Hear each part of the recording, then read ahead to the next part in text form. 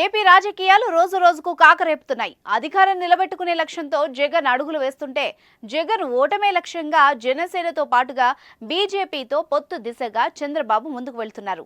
ఢిల్లీలో చంద్రబాబు అమిత్ షా పొత్తుపై డిస్కస్ చేసి హైదరాబాద్కు వచ్చారు. ఇప్పుడు ఢిల్లీలో బీజేపీ నేతలతో పవన్ కళ్యాణ్ సమావేశం అవుతున్నారు.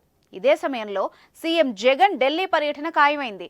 హస్తినలో ఏపీ రాజకీయం ఆసక్తికరంగా మారుతోంది. అదేంటో ఇప్పుడు చూద్దాం. సిఎంఆర్ ఫ్యామిలీ మాల్ ఇప్పుడు మన కేపీహెచ్బీలో ఫిబ్రవరి 10వ తేదీన ప్రముఖ నటి శ్రీలీల గారిచే ఘన ప్రారంభం.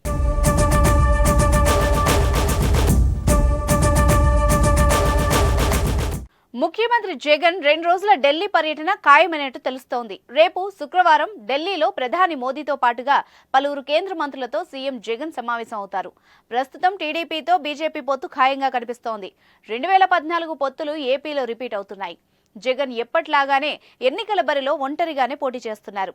చంద్రబాబు ఇప్పటికే కేంద్ర హోంమంత్రి అమిత్ షాతో భేటీ అయి ఎన్డీఏలో చేరడంపైన దాదాపు నిర్ణయం తీసుకున్నట్టు తెలుస్తోంది. 1-2 రోజుల్లోనే దీనికి సంబంధించి అధికారికంగా చంద్రబాబు ప్రకటన చేసే అవకాశం ఉంది.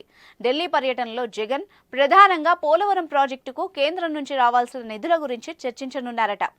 రాష్ట్రం పోలవరం కోసం ఖర్చు చేస్తే కేంద్రం రియంబర్స్మెంట్ ఇస్తుంది. ఈ నెల 20 తర్వాత ఏ క్షణమైనా ఎన్నికల షెడ్యూల్ విడుదలయ్యే అవకాశం ఉంది.